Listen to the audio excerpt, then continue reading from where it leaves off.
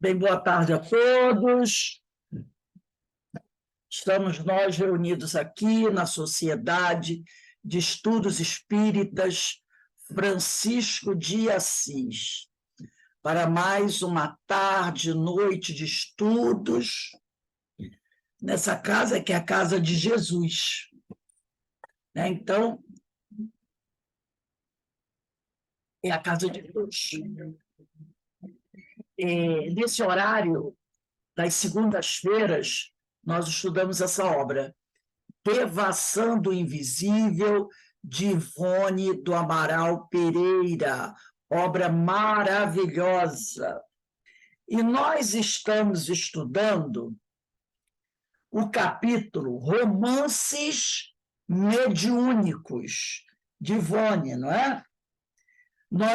Hoje nós vamos iniciar o estudo do quarto parágrafo desse texto. Mas antes de iniciarmos o nosso estudo, nós vamos fazer a nossa prece de abertura, rogando a Deus que nos abençoe e nos fortaleça.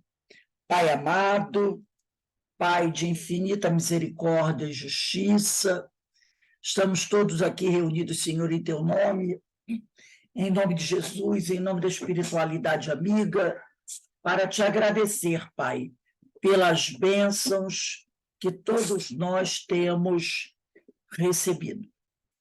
Nos ampare, Senhor, abençoe nossos lares, nossas famílias, nossos bons propósitos, que nós possamos, a cada dia, nos fortalecermos mais, com o objetivo da melhora, com o objetivo da purificação, para que assim, Senhor, possamos cumprir com a missão que o Senhor nos destinou.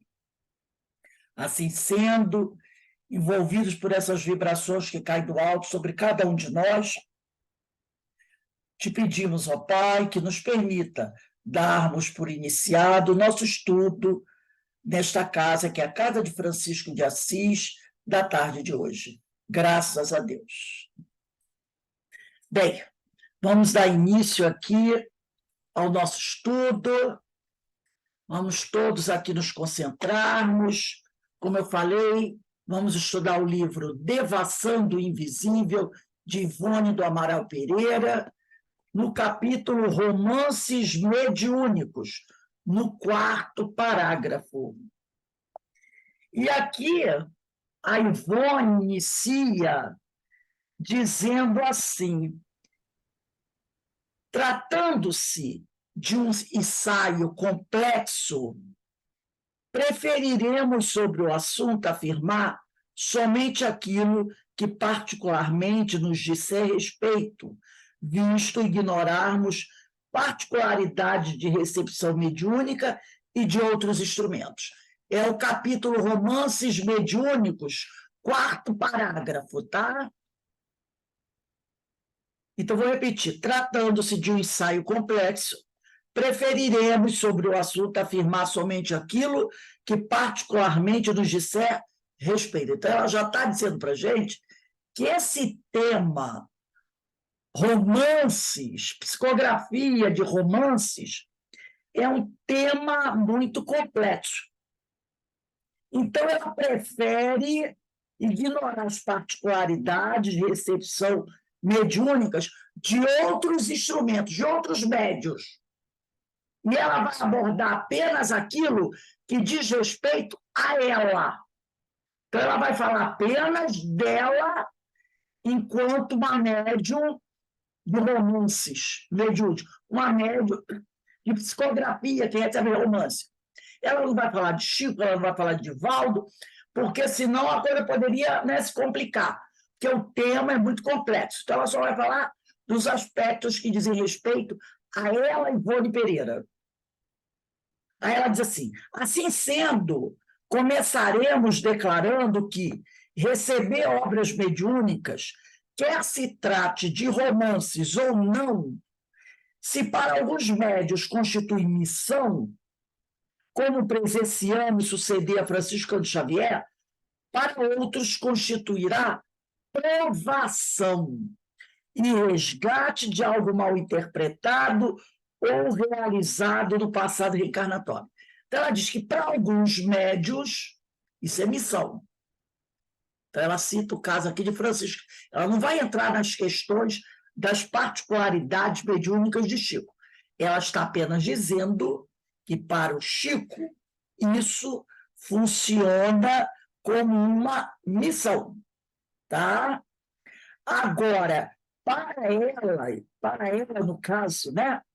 Ou para outros, tanto que ela diz, para alguns médios constitui missão.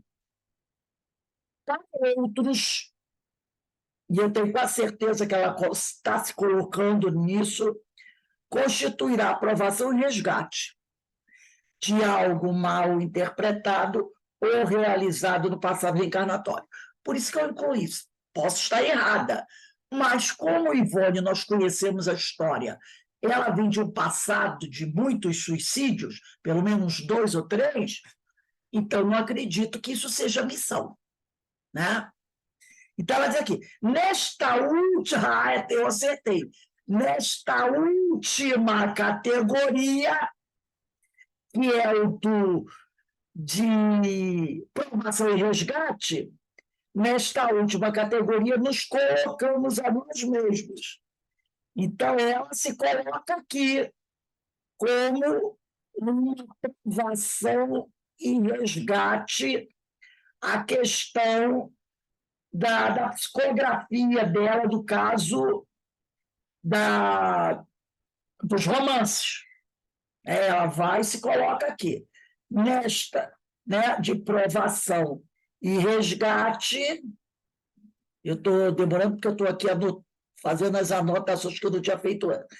Então, nesta última categoria, que é de provação e resgate, nos colocamos a nós mesmos. Pois não ignoramos, sejam resgate, as terríveis peripécias que temos sustentado e vencido até agora. Então, ela está falando das dificuldades que ela, na reencarnação como Ivone do Amaral Pereira, vem passando. Nessa reencarnação de Ivone, ela passou por uns apertos. Então, ela não está negando que as dificuldades que ela passou com Ivone, na última reencarnação dela, se encerrou agora no século XX, ela passou dificuldade, desde o momento que ela nasceu até a época que ela morreu. Né? Então, ela alega aqui, eu passei dificuldades, eu passei muitas dificuldades. Então, eu não posso negar que essas dificuldades que eu enfrentei foram provações e resgates. Então, ela já, se alguém tentou aí, de alguma forma, dizer que era missão, ela já cancelou a ideia de missão. Ela diz que não tem nada a ver com missão o que eu venho enfrentar. Eu enfrentei, né? Aqui ela ainda está no presente, porque ela estava encarnada quando esse livro foi escrito. Aí ela diz aqui, para conseguir apresentar a bibliografia espírita, a pequena contribuição que nos tem cabido, olha como ela é humilde, a pequena contribuição que nos tem cabido, bem humilde, né? Para conseguir apresentar a bibliografia espírita, a pequena contribuição que nos tem cabido. Então, para ela, eu vou dizer aqui, nesta última categoria de provação e resgate, nos colocamos a nós mesmos, pois não ignoramos, sejam resgate, as terríveis peripécias que temos sustentado e vencido até agora, para conseguir apresentar a bibliografia espírita, a pequena contribuição que nos tem cabido. Então, para conseguir trazer tudo isso que ela trouxe para nós até agora, ela enfrentou muitas dificuldades. Tá? De outro modo, verifica-se tratar-se de um dom especial, pois o médium psicógrafo simplesmente não se prestará ao ao feito literário mediúnico se não trouxer, né? Se não trouxer nos meandros psíquicos, além desta, também a qualidade de literário, como também definiu Allan Kardec. Então, repare uma coisa. Para você psicografar romances, não basta, né? Como ele diz aqui, um tom especial. Não basta isso. Então, diz aqui, ó, verifica se tratasse de um dom especial, pois o médio psicógrafo simplesmente não se prestará ao feito literário mediúnico se não trouxer nos meandros, além dessa, também a qualidade literária. Além dessa, o quê? Do dom da psicografia. Por quê? Eu vou até pegar aqui, quando ela vai falar, vou pegar, vamos pegar aí o livro dos médiuns, para a gente ver aqui, porque vou até lá no início, que eu não tinha marcado isso. Mas como eu peguei aqui, li isso e me chamou a atenção, vamos ver aqui aonde está isso, da psicografia, né? Livros, médios audientes, falantes, videntes, sonambulos, curadores, mecânicos, deixa eu pegar aqui, 255. Porque eu estudo, preparo antes, mas tem hora que eu não vejo a coisa, é na hora do estudo que eu vejo. Eu passei por isso, mas eu não vi a coisa. É engraçado, né? Na hora que eu estou estudando aqui, veio. Então, vamos ver aqui. Me chamou a atenção. Deixa eu ver aqui. Quando ela fala dos médiuns psicógrafos. Deixa eu ver aqui. Opa. Ainda não, pediu um autógrafo. É o capítulo 13, né? É capítulo 13, eu estou no 14. É capítulo 13. Da psicografia. Vamos ver aqui, da psicografia, que eu queria pegar quando ele fala sobre isso, sobre a questão dos literatos. O capítulo é até pequeno. Das pranchetas. Só eu achei muito interessante isso agora. Cesta de bico. Porque ela diz aqui, não basta a criatura psicografar, trazer a mensagem. Se ele vai escrever romances, ele tem que ter esse espírito literário. Porque agora vai ser difícil achar. Como diz Kardec. Porque realmente, às vezes, a pessoa. É no capítulo 15, hein? Capítulo 15. Deixa eu ver aqui. Médios inspirados, de pressentimentos. Eu só queria pegar isso.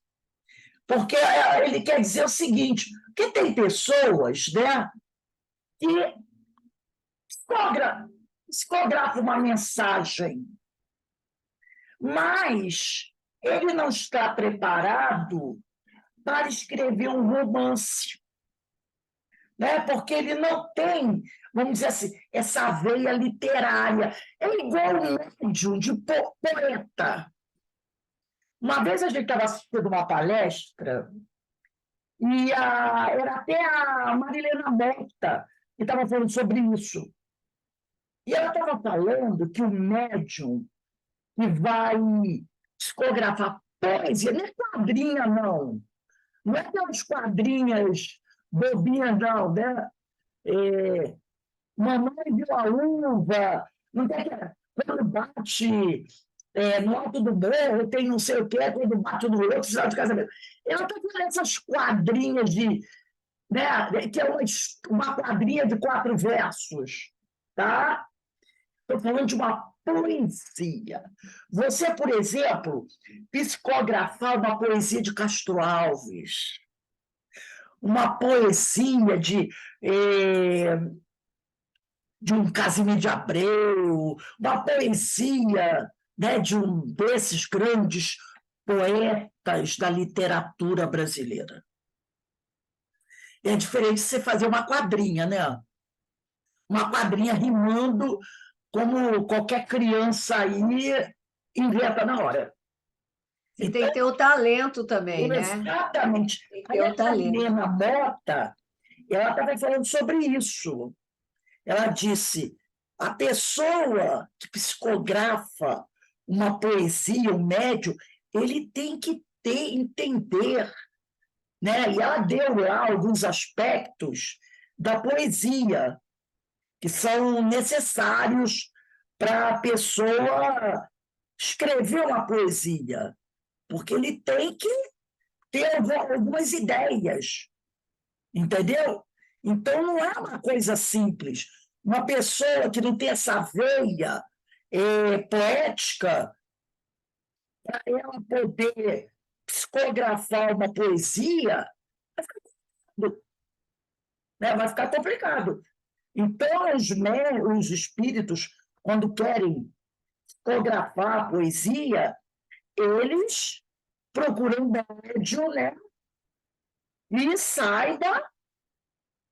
Tenha essas informações, vamos dizer, na mente dele, da estrutura de um poema.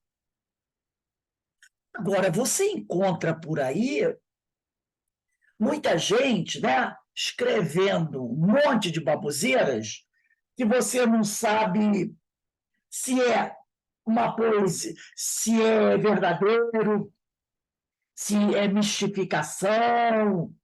Então, ela coloca aqui, eu não achei aqui no livro dos médiuns, não, depois eu vou ver se eu acho. Ela diz aqui, ó, de outro modo, verifica-se tratar-se de um dom especial, pois o médium psicógrafo simplesmente, percebeu o que ela está dizendo? Pois o médium psicógrafo simplesmente, existe um médium psicógrafo que não vai psicografar poesia. Ele psicografa uma mensagem de um amigo espiritual.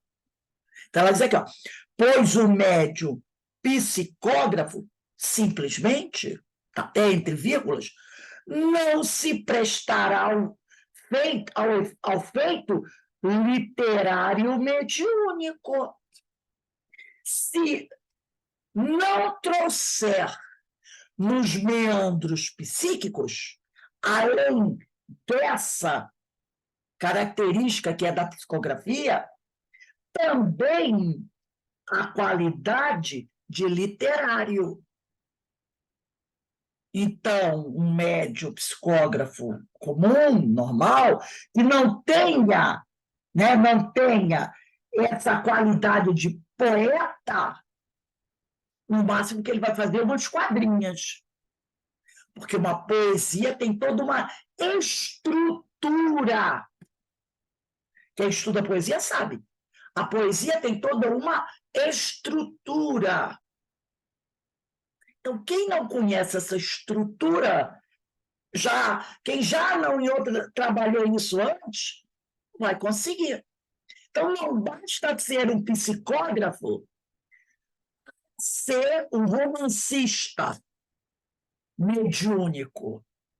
Né? Ela deixa assim, bem claro. Senão tem muita gente achando que eu sou psicógrafo, então já posso escrever romance.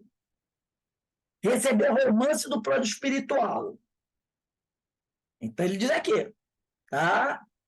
O médium literário, continua ela, no momento, portanto, teria sido escritor em vidas pregressas, ou, pelo menos, um intelectual inclinado às letras e ao belo, razão pela qual, na atualidade, possuirá aptidão para obter do espaço obras superiores aos seus próprios conhecimentos do presente. Então, o médium de hoje está escrevendo romances mediúnicos de boa lavra, vamos dizer assim, né? De boa lavra, que tem um conteúdo, não essas água, porque outro dia eu estava conversando e falei assim, você lembra daquelas revistinhas lá da nossa adolescência? Eu li uma vez só e não quis nem mais, que era tudo repetido. Júlia, qual era o nome aí de algumas? E tinha aquelas revistinhas que comprava na banca de jornal. Ninguém lembra do nome de nenhuma, não? Fotonovela? Não, não. Eram os livretos que tinha todo o romance. Eu só me lembro de uma que chamava Júlia. Cada mês Tá, sim. tinha uma com romance. Eram histórias de amor. Nada com açúcar.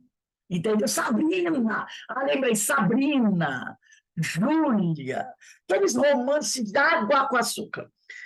Se você prestar atenção, tem uma Sabrina e Júlia espiritual. Tem.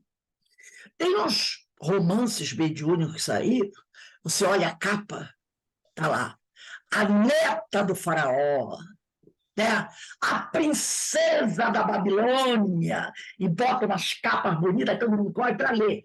Aí quando vai ver, meu Deus do céu, eu não sei se é mediúnico mesmo, ou se não é, acredito que seja. Se você for ler, é aquela água, é igual a Sabrina e a Júlia, entendeu? Só que nessa tem lá psicografia de não sei quem pelo espírito João Marcelo, pelo espírito não sei das quantas, assim. É a Sabrina e Júlia do plano espiritual. Então, ela diz aqui, ó, o médio literário do momento, portanto, esse médio que está escrevendo romance... Você quer no livro dos médiuns, onde está médios literários? É isso? Sim. No meu é na parte 2ª, capítulo 16. Diz o item. 193, terceiro. 193, terceiro. Né? Então, aqui, ó, vamos lá, no 193, segundo o gênero e a particularidade das comunicações. Eu vou até puxar aqui uma setinha, que eu gosto de ter isso. Terceiro, olha só, médios poetas, sem serem versificadas as comunicações que recebem, tem qualquer coisa de vaporoso, de sentimental, nada que mostre rudeza, são mais do que os outros, próprios para a expressão de sentimentos ternos e afetuosos. Tudo nas suas comunicações é vário, for inútil pedir ideias precisas, muito comuns.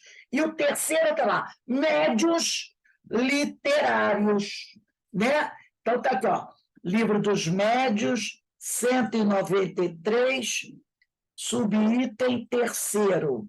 Então, lá, médios literários não apresentam nem o que há de impreciso dos médios poéticos, nem o terra-terra dos médios positivos. Porém, dissertam com sagacidade, têm um estilo correto, elegante e, frequentemente, de notável eloquência. Né? Tem médios historiadores, médios científicos, médios recentistas, médios religiosos, vários tipos de médios, né? Então, ela está dizendo aqui, ó, o médio literário do momento, portanto, teria sido escritor em vidas pregressas. Então, ele já traz uma experiência de vidas passadas nessa área. Ou, pelo menos, um intelectual inclinado às letras e ao belo. Razão pela qual, na atualidade, hoje, possuirá aptidão para obter do espaço obras superiores aos seus próprios conhecimentos presentes. Então, hoje, no dia de hoje, na atualidade, Ele pode até não ter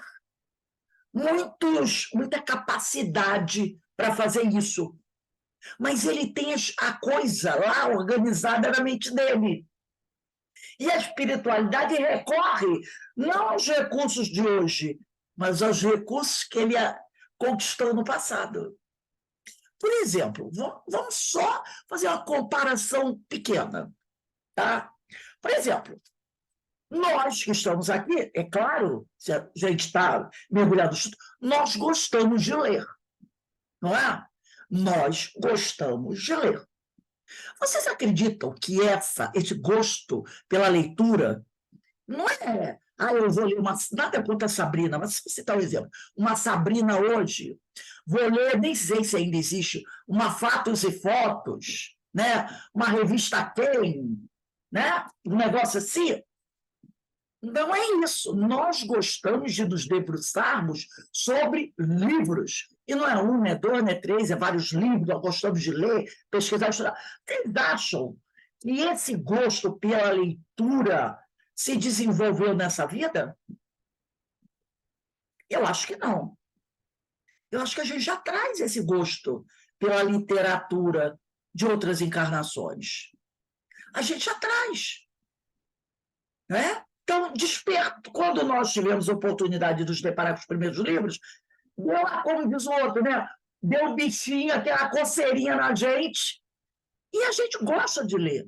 Agora, tem pessoas, eu conheço pessoas, que têm nível universitário, que têm uma boa, vamos dizer assim, aquisição intelectual, mas que não gostam de ler. Vocês já observaram isso? Na faculdade, ou quando estudavam, liam por quê? Porque era obrigado. Eu tenho que ler para fazer um trabalho. Ai, que coisa chata. Aí lia. Né? Lia lá, fazia umas pesquisas, perguntava para alguém que já tinha lido o livro para ter opinião, para endossar o trabalho dele. Mas não gostam de ler. Vocês não conhecem isso? Eu conheço algumas. Então, não é dizer que ela não gosta de ler porque ela não tem nível intelectual, ela não tem um diploma, ela não tem curso. Não, ela tem. É um professor, é um engenheiro, é um médico, é isso, aquilo, outro, mas não gosta de ler. Não tem aquela atração pelos livros. E quem realmente gosta muito de ler, e tem essa coisa que às vezes se torna até um vício, né? Que a gente tem até que dar uma controlada, eu sou eu não gosto muito de ler texto no PDF. Eu leio assim, para fazer para a gente e tudo mais. Mas entre ter o material na mão, o danado para pegar, riscar. Riscar, meu marido fica chato. Ele pega meus livros, ele fica. Quando ele está estudando, se eu escrever alguma coisa no livro dele, ele vai lá e apaga. Ele gosta de ter o livro dele sem um risquinho. O meu tem lápis de tudo quanto é cor, tem essa caneta amarelona aqui. Aquela coisa. Eu gosto de trabalhar o material. Lógico que se você não tiver o recurso, você vai usar na internet mesmo, no PDF. Mas eu tenho, sabe, o cheiro do livro, essa coisa, né? Essa coisa, o cheiro do livro, pegar a folha, vira para lá, aí compra esses papeizinhos coloridos, bota para marcar página para lá, para cá, fica essa festa danada. Isso não é coisa, isso é coisa que você já traz.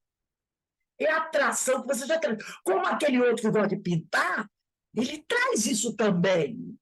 Ele tem as telas dele, as tintas dele. Aquele que gosta de desenhar, tem os lápis dele, tem o material que ele gosta. E isso, normalmente, já vem de lá, de outras encarnações, onde você, né, se mexeu, entrou dentro desse negócio. Então, é isso aqui. Mesmo que nessa encarnação a pessoa não tenha tido muita oportunidade de desenvolver esse lado literário, mas se ela em outras encarnações trabalhou isso está lá no registro dela. E é isso que os espíritos vão utilizar. Entendeu? Diz aqui, ó. Razão pela qual, na atualidade, possuirá aptidão para obter do espaço obras superiores aos seus próprios conhecimentos do presente. E aí os espíritos vão utilizar isso. No entanto, continua aqui Ivone, quer se trate de missão ou provação, que ela diz que o dela é provação, o que é certo para todos os médios é a tremenda responsabilidade que assumem no dia em que colocarem o seu nome e a sua personalidade no seio de um movimento dessa natureza. Aqui ela chama atenção, tá? Ela chama uma atenção muito grande. O que é certo para todos os médios é a tremenda, tá? É a tremenda responsabilidade de que assume no dia em que colocar o seu nome e a sua personalidade no seio de um movimento dessa natureza. Porque trazer uma mensagem da espiritualidade é muita responsabilidade.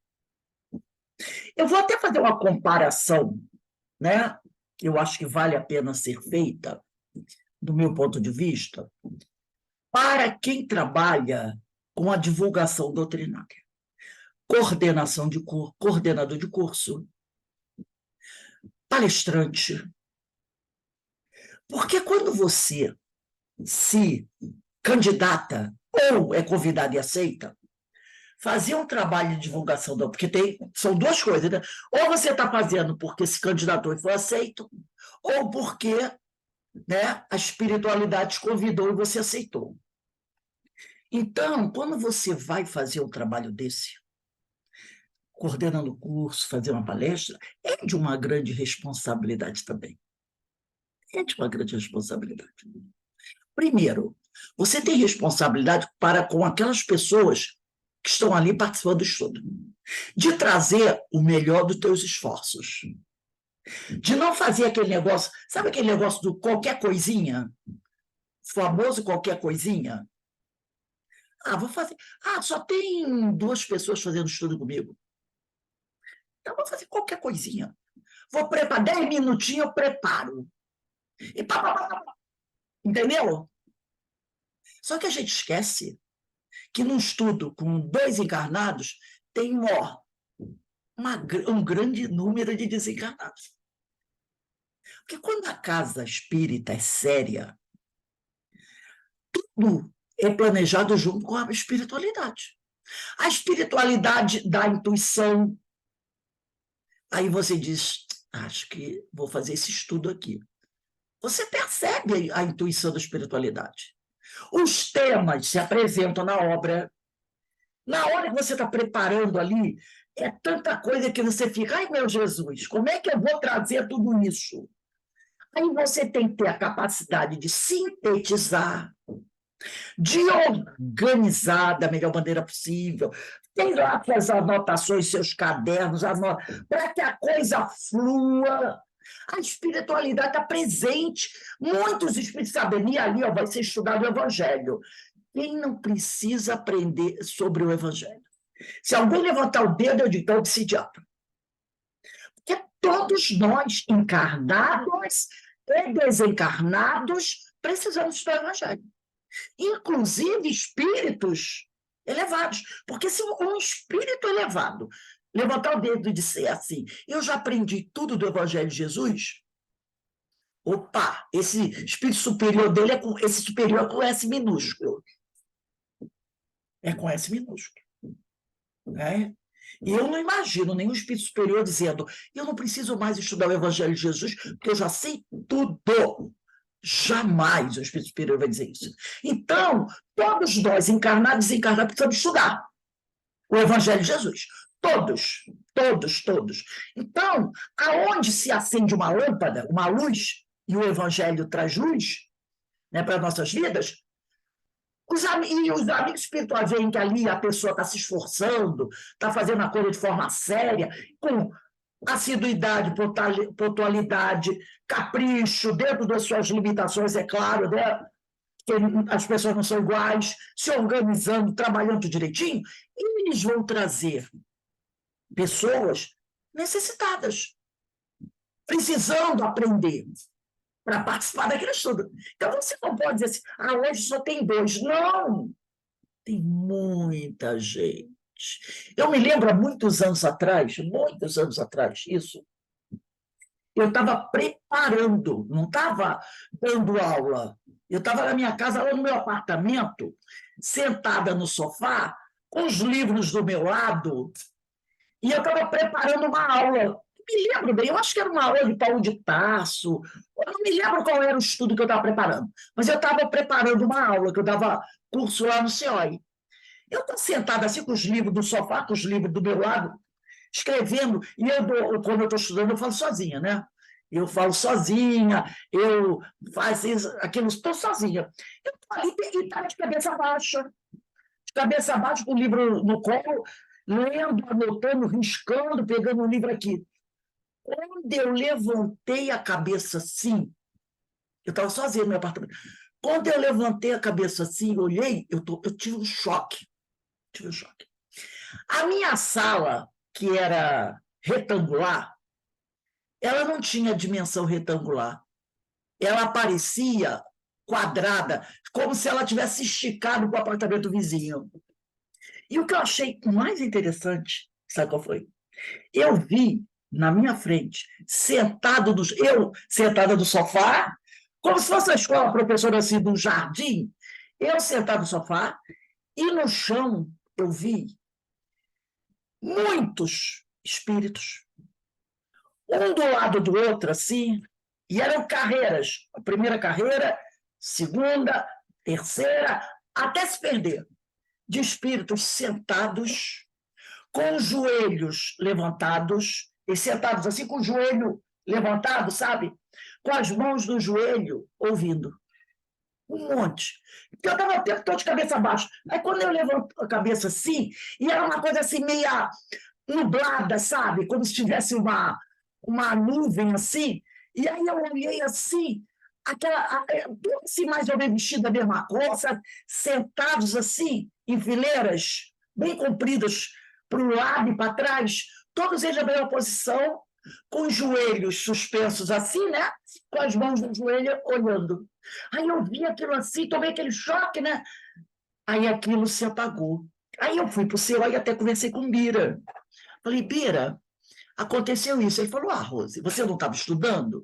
Eu disse, estava. Então, eles estavam estudando junto com você. E eu não estava dando aula, eu estava preparando o estudo.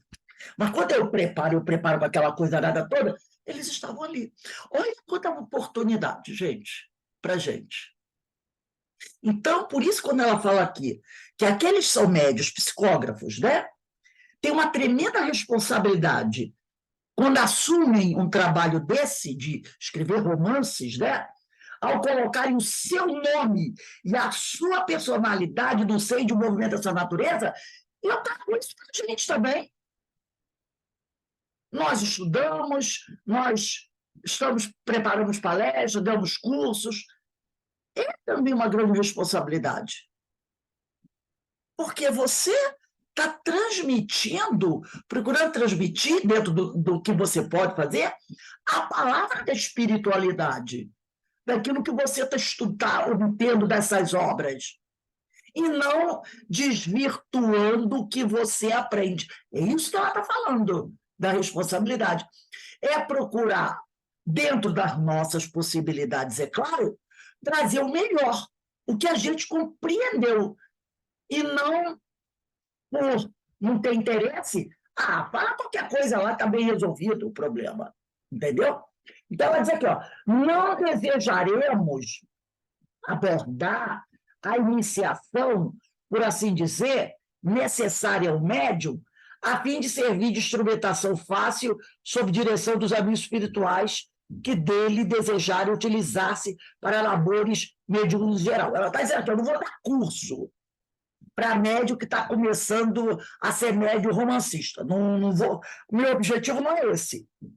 Como também apontou o grande educador espiritual Emmanuel, há nos reinos do espírito, então essa é uma mensagem de Emmanuel, né? Há nos reinos do espírito leis e princípios, novas revelações e novos mundos a conquistar. Isso, entretanto, exige, antes de tudo, paciência e trabalho, responsabilidade e entendimento, atenção e suor. Isso está aqui no livro Seara dos Médiuns, é só um trechinho, não precisa pegar, não. Seara dos Médiuns, no capítulo Curiosidade, que estuda a questão número 31 do Livro dos Médiuns. O Emmanuel diz assim: não esperes assim que os espíritos angélicos venham ferir-nos o aprendizado. Quaisquer recursos demasiado transcendentes que nos trouxessem serviriam apenas como fatores de encantamento inútil à maneira de fogos de artifício, tumultuando a emoção dos meninos necessitados da escola.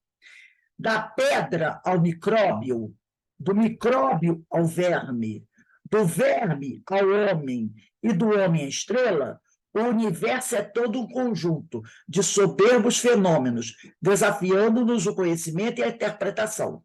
Também na mediunidade, não aguardes concessões de pechincha, tá?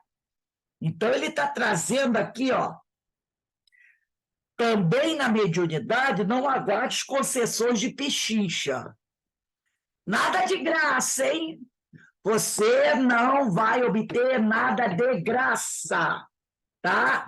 Por isso que a Ivone trouxe essa frase dele aqui, no livro Devação do Invisível.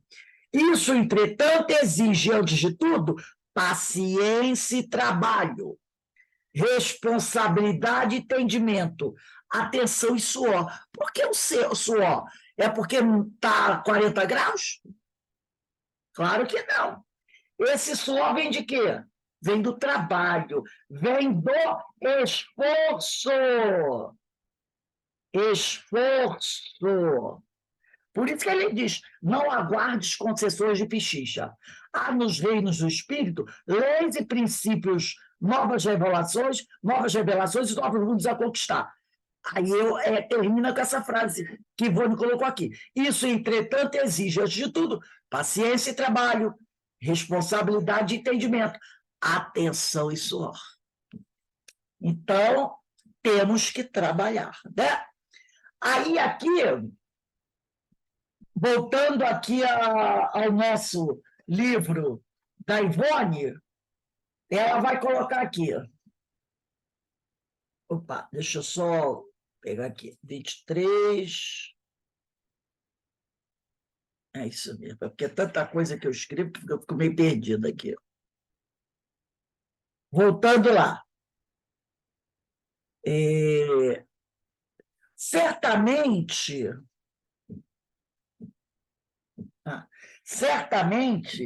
não ignoramos,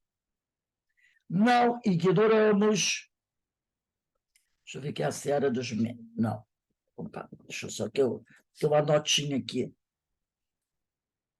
Certamente não ignoramos que a faculdade... não, tem aqui embaixo. O que implicará renovação, severos trabalhos de reforma interior de parte do candidato a intérprete dos espíritos, né? Certamente não ignoramos que a faculdade mediúnica em si mesmo independe de qualidades morais excelentes, né? Ninguém aqui ignora isso, que a faculdade mediúnica em si mesmo independe de qualidades morais excelentes ou de virtudes, visto que Allan Kardec, assim como os espíritos elevados, que lhe revelaram a doutrina espírita, explicou que até mesmo um médium analfabeto pode escrever belas páginas de literatura. Se ele tiver o quê? Toda essa estrutura já na sua mente de outras reencarnações. Então, se ele tiver isso de outras reencarnações, ele pode, até nessa encarnação, ser considerado um quase analfabeto, um semi-analfabeto. Tá? Então, ele diz aqui. Todavia, o mesmo Kardec classificou de muito raros, quase excepcionais mesmo, tais médios. E nós outros, os espíritas em geral, com a longa experiência adquirida no aprendizado diário, também temos constatado que isso é fato, que a faculdade mediúnica em si mesma independe de qualidades morais excelentes. Ela está falando de qualidades morais excelentes, tá, gente? Excelentes. Os feitos edificantes que pode ela produzir somente advém, no entanto, após renovação geral de seu portador, ou pelo menos após a demonstração de parte deste de boa vontade, em se harmonizar com a espiritualidade superior, mediante a observância de severos deveres e disciplina. Então, o Kardec, ele cita aqui, ó, Allan Kardec, assim como os espíritos elevados que lhe revelaram a doutrina, explicou que até mesmo um médio analfabeto pode escrever belas páginas de literatura. Todavia, o mesmo Kardec classificou de muito raros, quase excepcionais mesmo, tais médios. De repente, um médio semi-analfabeto escreveu transmitiu uma bela página. Mas, como Kardec diz aqui, os espíritos espíritos também, é raro. É muito raro. Tá? É muito raro. Ele pode não ter qualidades, como ela diz aqui, morais excelentes, mas um total analfabeto manter esse tipo de mediunidade, ele não diz que é impossível, mas é raro, tá? Normalmente o médium, que é médium romancista, ele tem um certo nível cultural. Ele tem um certo nível cultural. Pode não ter qualidades morais excelentes, a gente conhece muitos, mas eles é mais comum terem, sim, um intelecto já desenvolvido, né? Ter um certo nível cultural. Não é impossível o analfabeto, mas é muito raro mesmo, né? Então, eles aqui. Se é fato que a faculdade mediúnica em si mesma independe de qualidades morais excelentes, os feitos edificantes que ela pode produzir somente advêm após renovação geral de seu portador. Quer dizer, já o trabalho, esse trabalho do bem mesmo, isso só vem se o médium já estiver num trabalho muito grande de renovação geral, tá?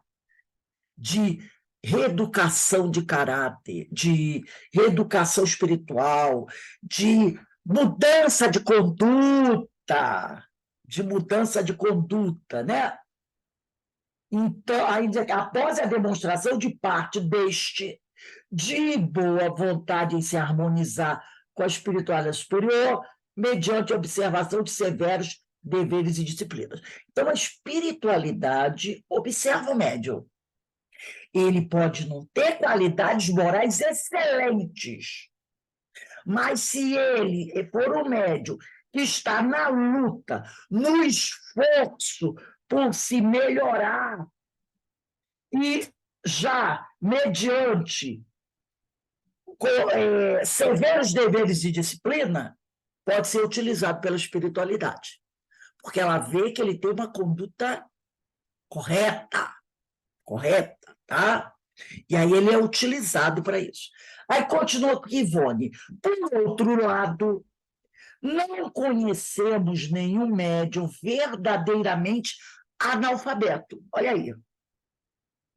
A tal da exceção, que apresentasse obra literária escrita, embora tenhamos conhecimento de alguns poucos exemplos desses havidos da história da mediunidade. Então, é muito raro você ter um médium analfabeto escrevendo romances mediúnicos de boa, né? Vamos dizer assim, conteúdo. Aí eu boto uma notinha aqui, é a notinha 24, que diz assim: na cidade de Lavras, Minas Gerais, durante o período de 1926 a 1930, conhecemos como médium do Centro Espírita de Lavras uma senhora de cor. Era o termo que era usado antigamente, né? Senhora de cor. Cujo coração boníssimo soube muito bem assimilar a doutrina dos espíritos, mas analfabeta, né? Ela coloca aqui, ela era analfabeta. Eu só parei aqui para anotar um negocinho aqui. Mais analfabeta. Pois mal sabia assinar o próprio nome e apenas lia com grande esforço as preces contidas no final do Evangelho segundo o Espiritismo de Allan Kardec. Chamava-se Eugênia da Conceição e residia numa travessa da antiga Rua do Cônego, recebendo em memoráveis reuniões realizadas por aquele centro, presididas, então, pelo coronel Cristiano de Souza, né? E o seu vice-presidente, senhor Augusto Paiva, o espírito do padre Vitor, por meio da incorporação. Essa médium fazia os mais belos discursos filosóficos e de alta moral que jamais ouvimos, os quais, às vezes, levavam 30 minutos, e mais ainda, lembrando efetivamente o sermão de um sacerdote do púlpito das igrejas. Olha só, lembrando efetivamente o sermão de um sacerdote. Percebeu? Quem sabe ela não teria sido um desses sacerdotes lá no passado? Recebia também o espírito do doutor Augusto José da Silva, que igualmente discursava de modo edificante, embora apresentando assunto e estilos diversos. Ao receber espíritos sofredores, essa média admirável, já falecida, relatava aos presentes a vida no além-túmulo, descrevendo-a como André Luiz hoje Nola tem revelado, e de tal forma fazia que estas manifestações se tornavam altamente elucidativas e instrutivas para os adeptos. Tais discursos, no entanto, apresentavam frequentes erros de português. Então, aqui, ó, apresentavam frequentes erros de português, visto que médium analfabeta não oferecia maleabilidade suficiente aos espíritos comunicantes para uma transmissão mais completa. Então, nessa encarnação, ela era analfabeta, o que prejudicava um pouco a transmissão da mensagem. Mas o conteúdo era de alto valor.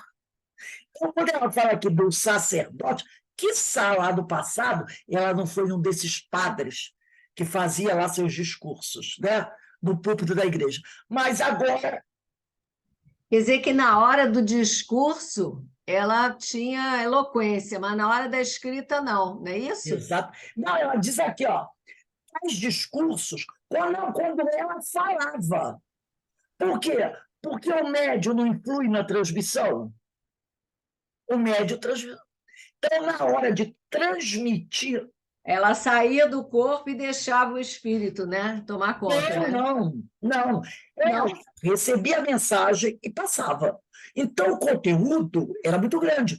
Mas o português dela... Lembra da questão 225? Do Livro dos Médiuns? Que outro dia até mandei vocês estudarem, do Horácio Timóteo, que ele diz que os espíritos utilizam o que você tem. Na hora de transmitir, o médium influencia na transmissão. Talvez, tipo assim, um erro assim, bem grave, né? Assim, Erros de tipo, português. português, de concordância, Isso. né? E aí a influência do médium na comunicação. Ela diz aqui, ó.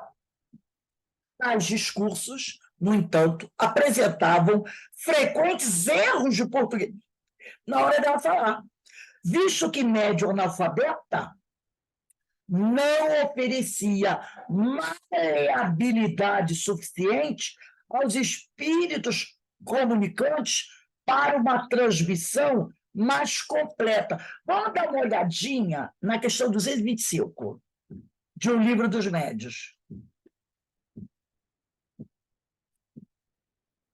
Lá, acho que é isso mesmo, 225.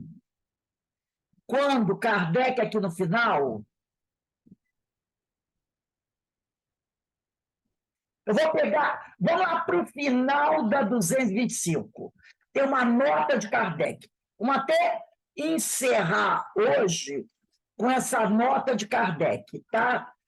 Vamos só indicar onde a gente vai começar. Semana que vem a gente vai começar aqui, ó. Parece-nos mesmo. Semana que vem é que dia? 30, 2, 3. Eu acho que é 3/7.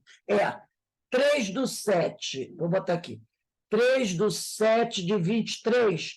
Vai começar aqui. Parece-nos, depois do númerozinho 24, tá? 3/7 vai começar aqui. Então, aqui na A nota. minha é nota 20. A Aí, minha, o seu meu é 24, lá é 20. O meu é 24. Aí ele diz aqui, ó, na nota, né?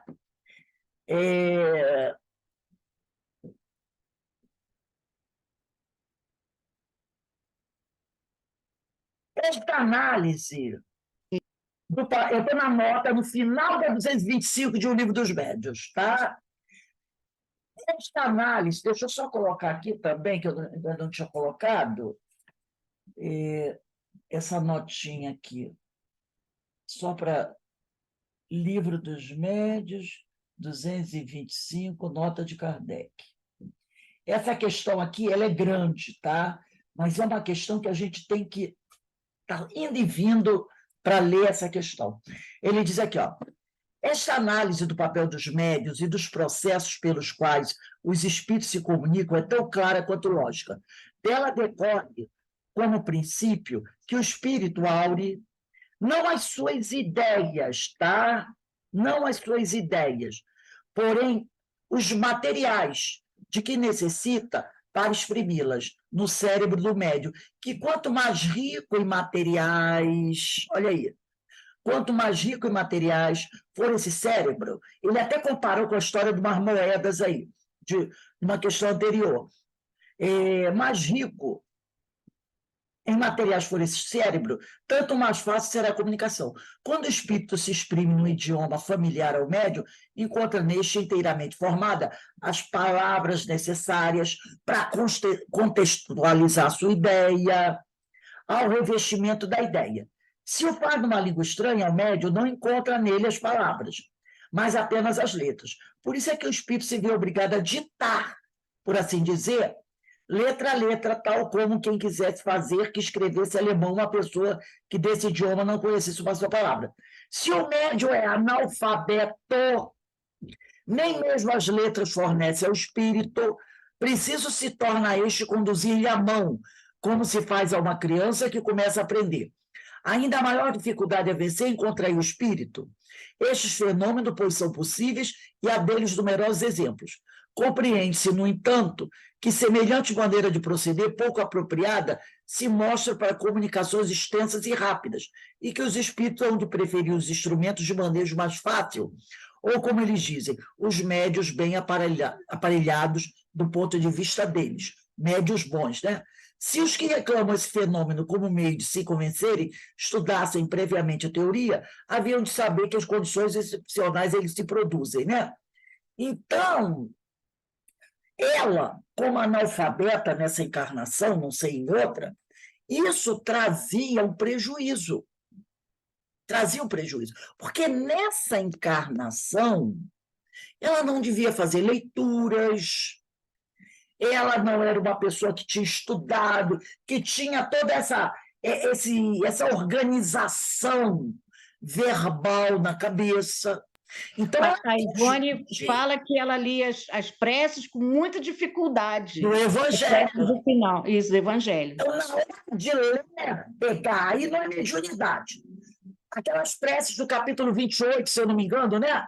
No capítulo 28 do Evangelho segundo o Espiritismo, na hora que ela abria aqui para ler, por exemplo, capítulo 28, preces espírita, item 57, prece por um agonizante. Quando ela ia ler, ela tinha dificuldade de ler. Então, essa estrutura, né, era deficitária nela. Então, na hora que eles mandavam a mensagem, ela não tinha isso bem feito, bem organizado na cabeça dela. E aí ela recebia a mensagem, mas na hora de transmitir, o médium influencia da comunicação. Aí ela falava errado, né? E tanto que ele diz que isso, ela diz aqui no final da notinha 24, né? Aqui, ó, ela apresentava frequentes erros de português, visto que médium analfabeta não oferecia maleabilidade suficiente aos espíritos, tá? Aos espíritos para uma transmissão mais completa. Então,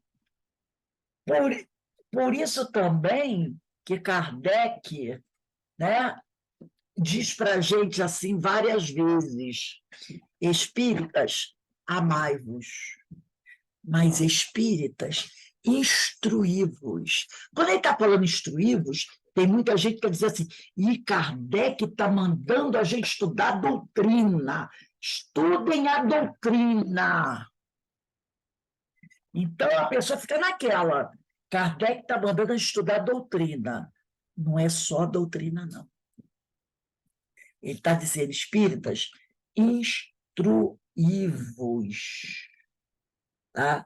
E uma das coisas que facilita muito a escrita e o desenvolvimento da leitura é você ter o hábito de ler.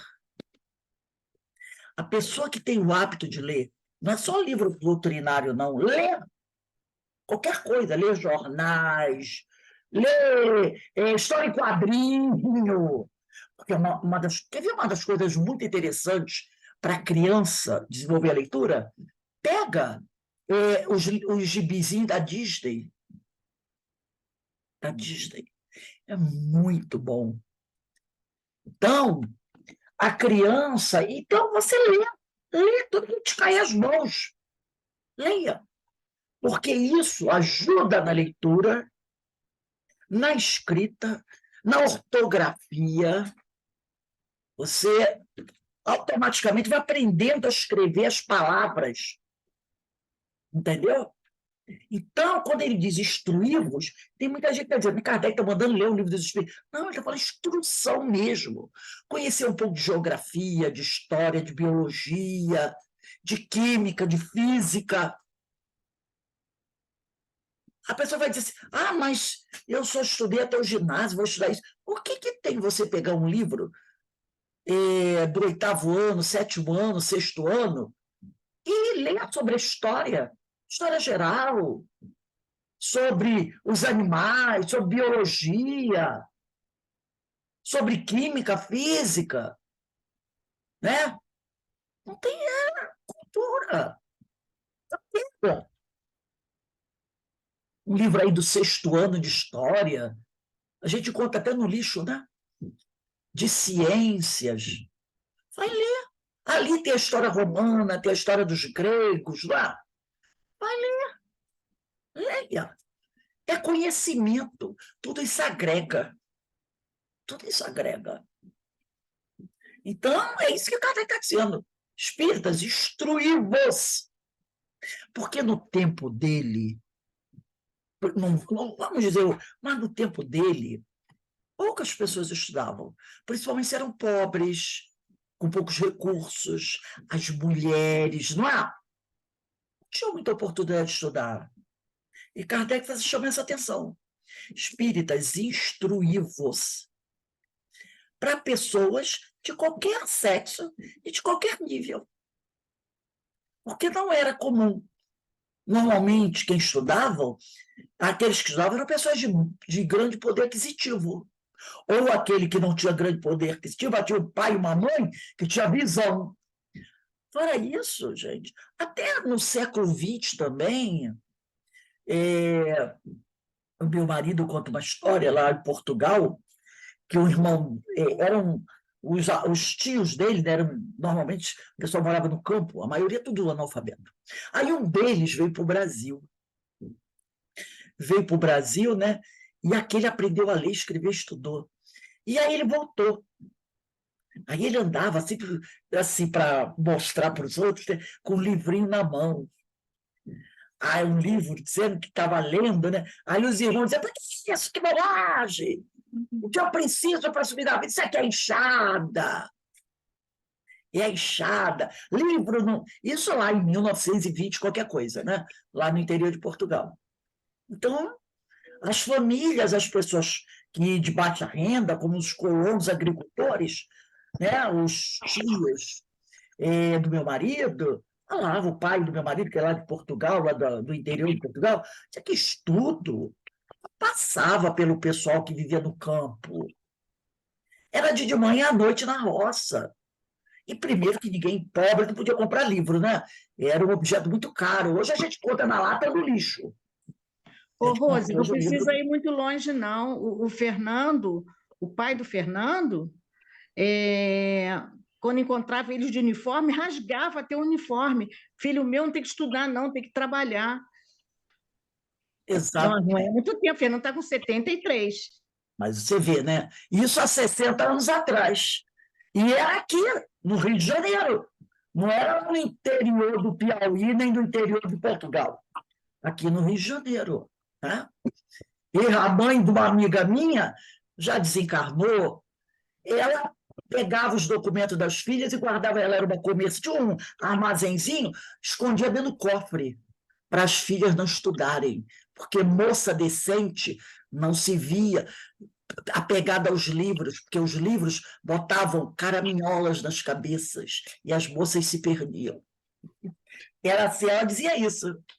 E essa amiga minha estudou porque ela conseguiu arrumar, um dia que a mãe saiu, ela arrumou um amigo que era chaveiro para roubar o cofre da mãe e roubou a certidão de nascimento dela.